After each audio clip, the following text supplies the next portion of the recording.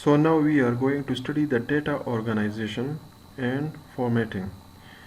Data organization means कि हम data को अब उसी मैग्नेटिक डिस्क पे किस तरह ऑर्गेनाइज करेंगे.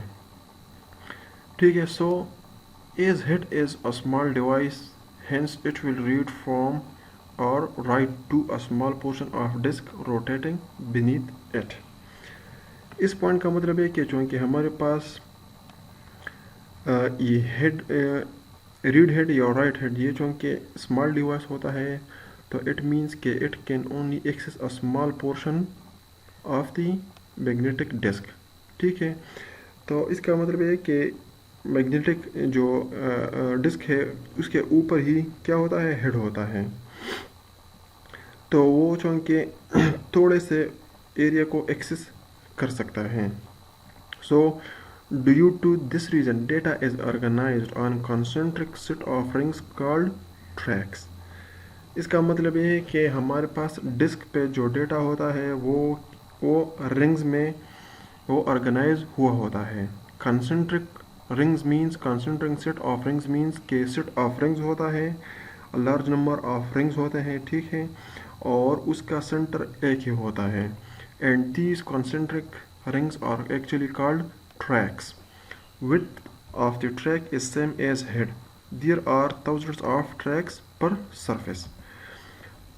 इस फिगर में आप लोग देख सकते हैं ये हमारे पास एक ट्रैक हो गया. ठीक है. ये और ये दूसरा ट्रैक हो गया. इस तरह मल्टीपल ट्रैक्स होते हैं सीडीज पे. ठीक है. मैग्नेटिक डिस्क पे. और ये हमारे पास क्या है, ये हमारे पास सेंटर है. तो इसका मतलब है कि इतना ही साइज हमारे पास किस चीज़ का होगा, मैग्नेटिक रीड हेड या राइट हेड का साइज इतना ही होगा कि इस ट्रैक को कवर कर सकें. And adjacent tracks are separated by gaps which prevents the errors caused by the alignment of head or interface of magnetic fields. ठीक है. अब इन ट्रैक्स के बीच ये हमारे पास क्या है, ये हमारे पास गैप है. इसको क्या कहते हैं, इंटर ट्रैक गैप. ये इसलिए दिए जाते हैं कि फॉर एग्जांपल अगर ये हेड थोड़ा सा इधर हो गया या इधर हो गया तो इसका मतलब है कि ये दूसरा ट्रैक जो इसके साथ कनेक्टेड है उसके साथ वो इंटरफेयर नहीं करेगा या उसका डेटा वो रीड नहीं करेगा. और दूसरा इसके लिए भी यूज़ किया जाता है कि यहाँ पे ये भी तो मैग्नेटिक सरफेस है और ये भी मैग्नेटिक सरफेस है. तो इन दोनों मैग्नेटिक सरफेसेस की वजह से जो इंटरफेरेंस क्रिएट होता है वो क्रिएट नहीं होगा. So data are transfer to and from the disk in sectors. अब दूसरी बात यह है कि अब हम इन डिस्क्स के से और इन डिस्क्स पे जो ट्रैक्स है उनसे हम डेटा किस तरह वो रीड कर सकते हैं या राइट कर सकते हैं, वो in the form of sectors. Now sectors क्या है, ईच एंड एवरी ट्रैक को फिर किस चीज़ में डिवाइड किया जाता है, फिक्स्ड या वेरिएबल लेंथ वाले पोर्शंस को में डिवाइड किया जाता है, जिनको क्या कहते हैं, जिनको सेक्टर्स कहते हैं. अब भी हमारे पास एक ट्रैक हो गया, ये हमारे पास दूसरा ट्रैक हो गया, ये तीसरा ट्रैक होगा. इसी तरह ये सारे ये हमारे पास सेक्टर्स हो गए. और ये पूरा क्या है, ये पूरा ट्रैक है. और इसी ट्रैक में फिर हमारे पास ये जो S1, S2, S3, S4 ये हमारे पास क्या है, ये हमारे पास सेक्टर्स हैं जिनकी लेंथ वेरिएबल भी हो सकती है और कांस्टेंट या सेम भी हो सकती है. And currently the size of sector is fixed and is 512 bytes use. इसका मतलब ये है कि ईच एंड एवरी सेक्टर पे कितना डेटा होता है, 512 बाइट्स ऑफ डेटा होता है. To avoid extra precision requirements on the system there are gaps between sectors to called inter sector gaps. अब इस मसले से जान छुड़ाने के लिए कि हमने क्या करना है, बहुत ही मोहतात होना पड़ेगा कि ये सेक्टर का डेटा उस पे ना चले जाए या वहाँ पे रीड ना हो जाए या वहाँ से रीड ना हो जाए या वहाँ पे राइट ना हो जाए. इस मसले को हल करने के लिए क्या किया जाता है, इन सेक्टर्स के बीच भी गैप दिया जाता है जिनको क्या कहा जाता है, इंटर सेक्टर गैप्स. सो ट्रैक्स के बीच भी गैप होता है और सेक्टर्स के बीच भी गैप होता है. Now another topic is constant angular velocity. Now what's actually constant angular velocity is the circumference of the outer track is higher than the inner tracks. thus more bits will be read from the outer tracks rather than inner tracks. अब आप लोग खुद देखें ना, ये हमारे पास ये जो ट्रैक है इसका जो सरकमफ्रेंस है वो कम है और इसका जो सरकमफ्रेंस है वो ज़्यादा है। तो इसका मतलब ये है कि जब ये इस तरह रोटेट करेगा तो यहाँ से ज़्यादा डेटा रीड किया जा सकता है और यहाँ से कम डेटा रीड किया जाएगा, क्योंकि हमारे पास यहाँ क्या है, यहाँ पे डेटा कम आएगा और यहाँ पे इसका सरकमफ्रेंस कम है और उसका सरकमफ्रेंस ज़्यादा है तो यहाँ पे डेटा ज़्यादा होगा। तो ये भी एक मसला है जो कि आगे फिर हम इसको रिमूव करेंगे। तो ये मसला किस चीज़ से आ रहा है, ये मसला इस चीज़ से आ रहा है कि हमारे पास सरकमफ्रेंस डिफरेंट है। So due to this reason data is organised on concentric set of rings called tracks. अच्छा, ये पॉइंट तो हो गया। अच्छा, और we can say that RPM of inner tracks is higher than the outer tracks. ये भी आप लोगों को क्लियर है कि जिसकी सरकमफ्रेंस कम है तो उसकी RPM है वो ज़्यादा होगी और इसकी RPM कम होगी। इसका मतलब ये है कि ट्रैक्टर का जो टायर है वो अगर एक दफ़ा रोटेट करेगा तो उसके मुकाबले में अगर सुजुकी मोटर है तो उसका जो टायर है वो 2 या 3 दफ़ा रोटेट करेगा। Simple is that concept. So we need to do something with the variation in RPM of outer and inner tracks in order to read data at the same rate. अब हमने क्या करना है, अब हमारे पास ये जो डिफरेंट डेटा रेट है उसको हमने क्या करना है, उसको हमने सेम करना है। तो वो सेम किस तरह किया जा सकता है कि RPM को हम एडजस्ट कर सके। तो अब हम उसको किस तरह एडजस्ट करेंगे वो अब हम देखते हैं। So this can be done by increasing the spacing between bits of information recorded in segment of the disk. अब इसका सोल्यूशन ये है कि हमारे पास कि हम क्या कर लें कि हम ये सेगमेंट्स इस तरह अरेंज कर लें कि यहाँ पे जो सेंटर के करीब ट्रैक्स है और उन ट्रैक्स में फिर जो हमारे पास जो सेगमेंट्स है उनमें गैप कम कर लें और आउटसाइड जो हमारे पास ट्रैक्स हैं उनमें जो गैप्स है वो ज़्यादा कर ले। तो इस केस में फिर क्या हो जाएगा, डेटा इक्वली फिर डिस्ट्रीब्यूट हो जाएगा। लाइक हमारे पास ये एक एग्जांपल है, यहाँ पे आप लोग देख सकते हैं कि यहाँ पे स्पेस कम है और यहाँ पे स्पेस ज़्यादा है। तो अगर इस केस में RPM चेंज भी हो लेकिन फिर भी डेटा रेट सेम होगा क्योंकि यहाँ पे गैप ज़्यादा है और डेटा कम होगा। सो information can then be scanned at the same rate by rotating the disk at a fixed speed called constant angular velocity. अब जब हम इस तरह अरेंजमेंट कर ले कि हमारे पास यहाँ पे स्पेस कम हो और यहाँ पे स्पेस ज़्यादा होगा और फिर अगर हम इस डिस्क को एट अ कांस्टेंट या फिक्स्ड एंगुलर वेलोसिटी पे मूव कर ले तो इस टेक्निक को फिर क्या कहा जाता है, कांस्टेंट एंगुलर वेलोसिटी, या we can say that it's CAV. Now what's the advantage of CAV? CAV का एडवांटेज ये है कि individual blocks of data can be directly addressed by tracks and sectors. किस तरह डायरेक्टली एक्सेस किया जा सकता है, इस तरह एक्सेस किया जा सकता है कि फॉर एग्जांपल हमारे पास यहाँ पे ये क्या है, ये हमारे पास रीड हेड है और हमने यहाँ पे जो डेटा है उसको हम रीड करना चाहते हैं। तो हम क्या कर लेंगे, इस हेड को यहाँ पे मूव कर लेंगे, ये यहाँ पे आ जाएगा। हम इसको एक्सटेंड कर लेंगे, ये हमारे पास क्या है, रीड हेड है और थोड़ा सा वेट कर लेंगे कि ये पोर्शन इस तरफ मूव कर लेंगे। तो ये जब यहाँ से रोटेट करके यहाँ से गुजरेगा तो ये जो रीड हेड है उसको रीड कर लेगा। सो ये टेक्निक यूज होता है CAV में। We need to move the read head and wait a little for the sector having desired bit. Now what's actually the disadvantage of CAV? Its disadvantage is that the amount of data that can be stored on longer tracks is equal to the shorter inner tracks. अब यहाँ पे मसला ये आ जाता है कि हमारे पास speed या जो RPM है वो इस तरह अरेंज हो गया कि वो डिफरेंस जो था डेटा रेट का वो सेम हो गया, लेकिन मसला क्या हो गया, मसला ये हो गया लेकिन ये ट्रैक इसका सरकमफेरेंस ज़्यादा है और इसका कम है, लेकिन फिर भी दोनों पे डेटा सेम आ रहा है।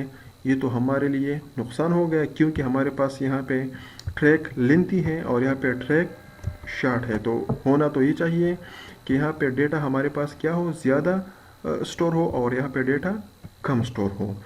तो ये एक्चुअली क्या है, ये एक्चुअली डिसएडवांटेज है। और एडवांटेज ये है कि हमारे पास दोनों का जो डेटा रेट है वो सेम है। Data rate means access of data or reading of data per unit time. So फिर इस मसले को रिमूव करने के लिए एक लेटेस्ट जो हार्ड डिस्क हैं उनमें एक और टेक्निक इंट्रोड्यूस किया गया जिसको कहा जाता है multiple zone recording. Now what is actually multiple zone recording? In CAV, constant angular velocity, as we move from outer tracks to inner tracks, the density bits per inch increases. Thus, disk storage capacity depends upon maximum recording density of inner tracks. इस point का मतलब ये है कि अगर हम इसी outer track से इनर ट्रैक्स की तरफ मूव कर लेना तो यहाँ पे डेंसिटी कम होगी और यहाँ पे डेंसिटी ज़्यादा होगी। Now what's actually density? Density means कि हमारे पास 1 इंच में कितने बिट्स आ सकते हैं। तो यहाँ पे जो डेंसिटी है वो कम होगी। क्यों कम होगी? क्योंकि यहाँ पे स्पेस ज़्यादा है और यहाँ पे बिट्स और यहाँ पे बिट्स सेम है। ठीक है, क्यों सेम है अभी थोड़ी देर पहले हमने इसको डिस्कस कर लिया। क्योंकि यहाँ पे ट्रैक की जो लेंथ है वो ज़्यादा है। तो अगर यहाँ पे भी 10 बिट्स हैं और यहाँ पे भी 10 बिट्स हैं, तो इस जगह पे अगर हम 10 बिट्स को अरेंज कर लें और यहाँ पे 10 बिट्स को अरेंज कर लें तो ये चूँकि स्पेस ज़्यादा है तो पर इंच बिट्स कम आ जाएंगी और यहाँ पे बिट्स पर इंच ज़्यादा आएंगी। तो यहाँ पे डेंसिटी ज़्यादा हो गई और यहाँ पे डेंसिटी कम हो गई। तो अब डेंसिटी कम और ज़्यादा का क्या मसला आ जाता है? उससे ये मसला आ जाता है कि इस सारे डिस्क का जो स्टोरेज कैपेसिटी है वो ये जो इनर ट्रैक्स हैं इनकी मैक्सिमम डेंसिटी पे डिपेंड करते हैं। अगर यहाँ डेंसिटी ज़्यादा है तो इसका मतलब ये है कि डिस्क का जो स्टोरेज कैपेसिटी है वो ज़्यादा होगी। लेकिन अगर यहाँ पे हमारे पास डेंसिटी कम है तो इट मीन्स कि हमारे पास जो डिस्क है उसकी स्टोरेज कैपेसिटी कम है। तो इस मसले को रिमूव करने के लिए फिर क्या किया गया, इन सारे डिस्क का जो सरफेस है उसको डिफरेंट जोन्स में डिवाइड किया गया। So to remove this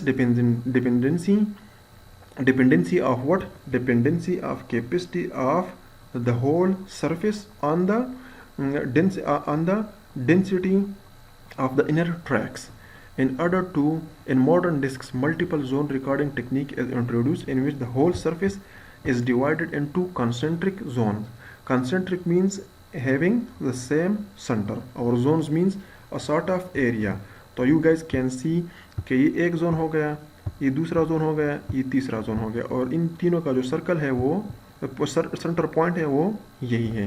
तो तभी इसको कहा जाता है कि ये हमारे पास कंसेंट्रिक जोन है। Within each zone the number of bits per track is constant. इस पॉइंट का मतलब ये है कि अगर हम सबसे पहले इस जोन को कंसिडर कर लें और इस जोन में फिर इस ट्रैक को कंसिडर कर लें तो आप लोग खुद देख लें कि यहाँ पे ये सेक्टर है 1 2 3 4 5 सॉरी 1 2 3 4 इस सारे एंगल में है। एंगल में कितने सेक्टर्स आ गई? 1 2 3 4 सेक्टर्स आ गई। अब ये जो एंगल है इसमें कितने ट्रैक्स आ गई? 1 2 3 4। ठीक है, और अब इस दूसरे ट्रैक को देखें, ट्रैक डिफरेंट है लेकिन जोन सेम है 1 2 3 4 1 2 3 4। तो इट मीन्स कि हर एक जोन में जो ट्रैक्स हैं और फिर उन ट्रैक्स में हमारे पास जो है वो क्या सेम होगी? वो बिट्स पर ट्रैक सेम होगी। ठीक है, now you guys can see के अब यहाँ पे ये ट्रैक, ये दूसरा जोन है। अब इस दूसरे जोन के आप सारे ट्रैक्स देखें तो यहाँ पे देखें 1 2 1 2 1 2 1 2 एंड 1 2 सेक्टर्स। सारे सेक्टर्स में सारे जोन्स में जो सारे ट्रैक्स है उनमें सेक्टर्स सेम है। तो इट मीन्स कि यहाँ पे बिट्स पर ट्रैक, अगर इस ट्रैक में हम बिट्स को देख लें और फिर इन ट्रैक में हम बिट्स को देख लें तो सारों में बिट्स सेम होंगी लेकिन डिफरेंट होंगी कहाँ से? इस ट्रैक में और इस ट्रैक में जो नंबर ऑफ बिट्स है वो डिफरेंट होंगी।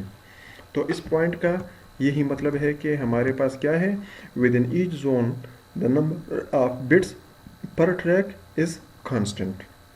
Now zones away from the center contain more bits than zones closer to the center। Obviously बात है, ऑब्वियसली इट्स नाउ क्लियर कि यहाँ पे अगर इस ट्रैक में सेक्टर ज़्यादा हैं और इस ट्रैक में सेक्टर्स कम हैं तो इट मीन्स कि यहाँ पे बिट्स ज़्यादा होंगी और यहाँ पे बिट्स कम होंगी। सिमिलरली यहाँ पे हमारे पास सिर्फ एक ही सेक्टर है ईच एंगल में, तो यहाँ पे हमारे पास बिट्स जो है वो कम होंगी। तो अल्टीमेट मतलब ये है कि इस ग्रे में बिट्स ज़्यादा होंगी, फिर यहाँ पे बिट्स कम होंगी और सबसे कम बिट्स यहाँ पे इसी जोन में ही होंगी। So this increase the overall capacity of disk but increases circuit complexity. इसका मतलब ये है कि हमने क्या कर लिया, जोन्स के थ्रू हमने कैपेसिटी, हार्ड डिस्क की जो कैपेसिटी है वो तो हमने इंक्रीज कर ली, लेकिन सर्किट कम्प्लेक्सिटी इसके साथ इंक्रीज हो गई। So this was actually multiple zone recording technique that has been introduced in the latest magnetic disks. Now another topic is that physical characteristics. Physical characteristics means कि हम जो है magnetic disks को physical characteristics के through हम different groups में arrange कर सकते हैं। तो हमारे पास जो main physical characteristics हैं उनमें कौन कौन सी हैं, head motion है, डिस्क पोर्टेबिलिटी है, साइड्स हैं, पैटर्न्स हैं, हेड मैकेनिज्म है। ये 5 हमारे पास फिजिकल कैरेक्टरिस्टिक्स हैं। इन 5 फिजिकल कैरेक्टरिस्टिक्स को हम अब स्टेप बाय स्टेप स्टडी करते हैं और हर एक को देखते हैं कि हर एक फिजिकल कैरेक्टरिस्टिक में कौन कौन सी डिफरेंट टाइप्स है जिसकी बेस पे हमारे पास हम क्या कैटेगराइज कर सकते हैं मैग्नेटिक डिस्क्स को। Now the first one is head motion. Head motion का मतलब ये है कि हमारे पास जो रीड एंड राइट का जो हेड है वो किस तरह मूवमेंट कर रहा है। तो उसमें एक है फिक्स्ड हेड डिस्क और दूसरा है मूवेबल हेड डिस्क। इसका मतलब ये है कि हमारे पास या तो हेड मूवमेंट करेगा और या वो फिक्स्ड रहेगा। तो फिक्स्ड वाले में क्या है, in these disks the head is fixed and each track has dedicated head. इसका मतलब ये है कि इस केस में हमारे पास जो है हेड्स वो फिक्स्ड होंगी और हर एक ट्रैक के लिए अपना अपना हेड होगा। All the heads are mounted on a rigid arm that extends across all the tracks. ठीक है, अब हमारे पास ये है कि ये हमारे पास ट्रैक्स हैं 1 2 3 4 और आप लोग खुद देख सकते हैं कि ये हमारे पास क्या है, ये हमारे पास है हेड। ये 4 हेड्स है और 4 ट्रैक्स हैं। तो जिस तरह मैंने आपको बताया कि जब हेड्स फिक्स्ड होंगी तो वो हर एक ट्रैक के लिए सेपरेट हेड रहेगा। आप लोग देख सकते हैं कि ये सारे हेड जो है इस आर्म के साथ फिक्स्ड हैं और ये मूवमेंट नहीं कर सकते हैं। क्यों मूवमेंट की ज़रूरत ही नहीं है, क्योंकि हर एक ट्रैक के लिए अपना अपना हेड है।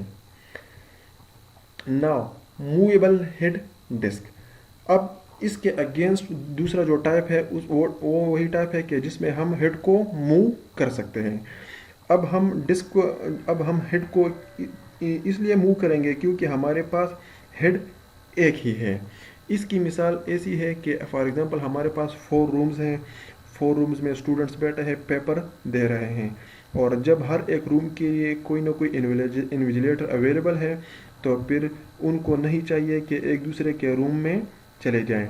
उसके बरकस दूसरा केस है कि हमारे पास 4 रूम्स है और इन्विजिलेटर एक ही है, तो वो इन्विजिलेटर कभी पहले रूम में जाएगा तो कभी 4th रूम में जाएगा तो कभी 3rd रूम में जाएगा तो कभी 2nd रूम में जाएगा।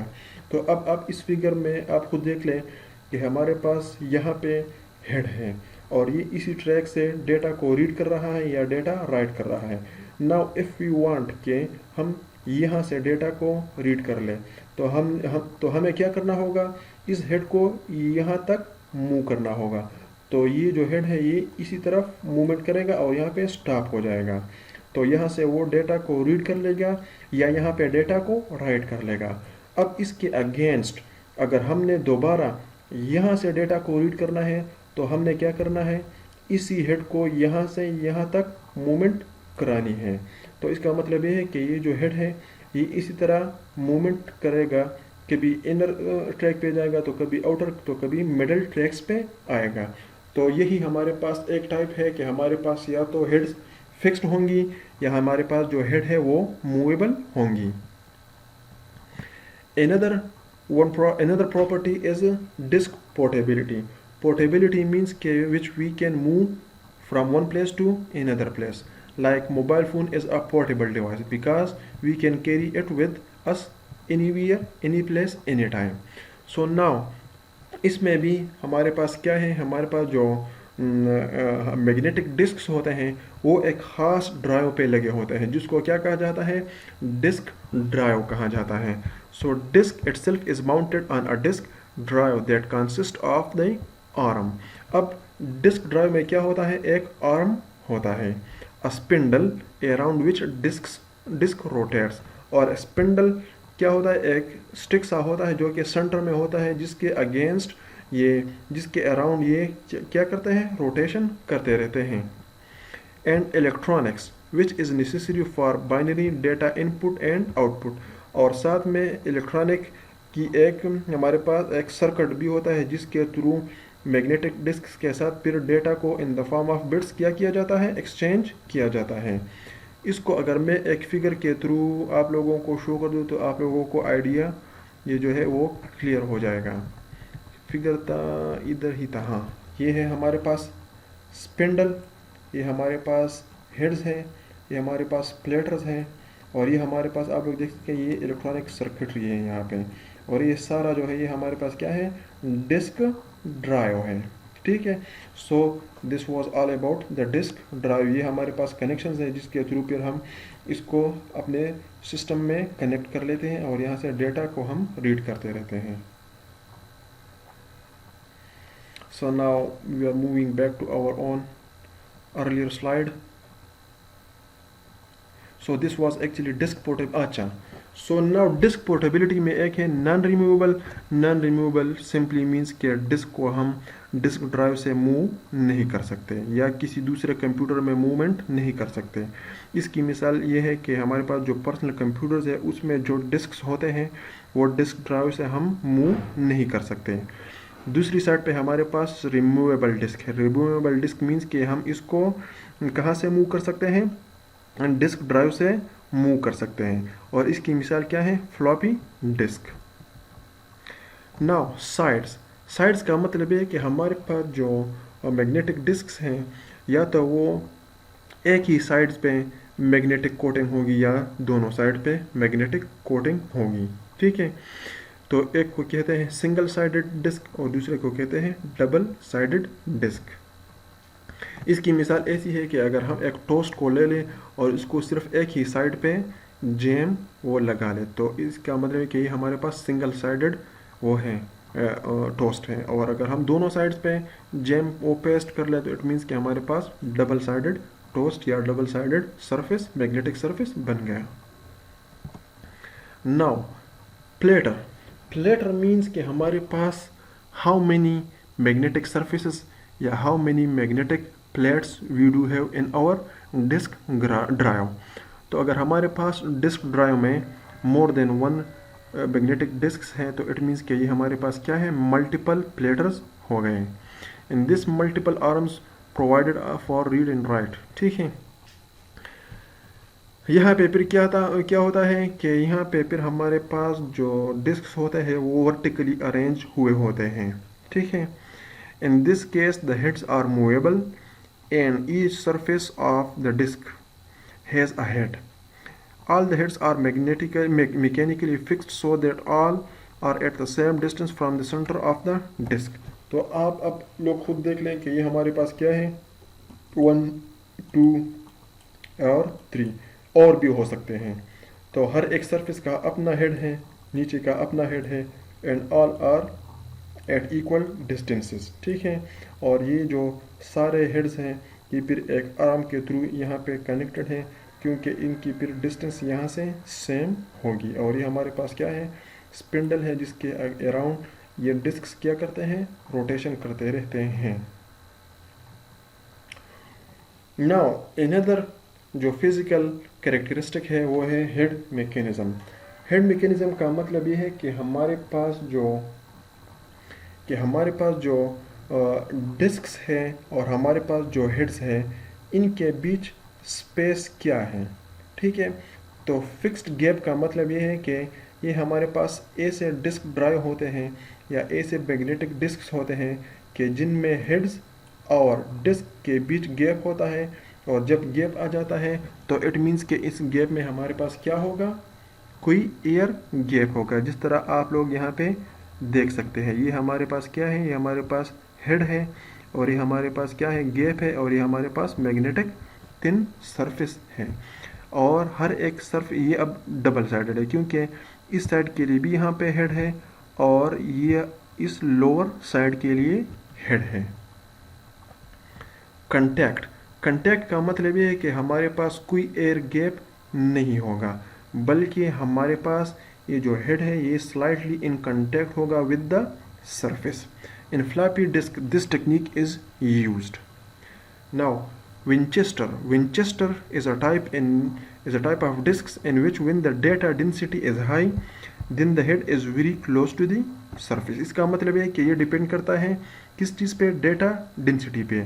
अगर सरफेस पे डेटा डेंसिटी ज़्यादा होगी तो हमारे पास जो गैप होगी या जो हेड होगा वो सरफेस के बहुत ही क्लोज होगा, लेकिन जब हमारे पास डेंसिटी कम होगी तो वो जो गैप है वो ज़्यादा होगा।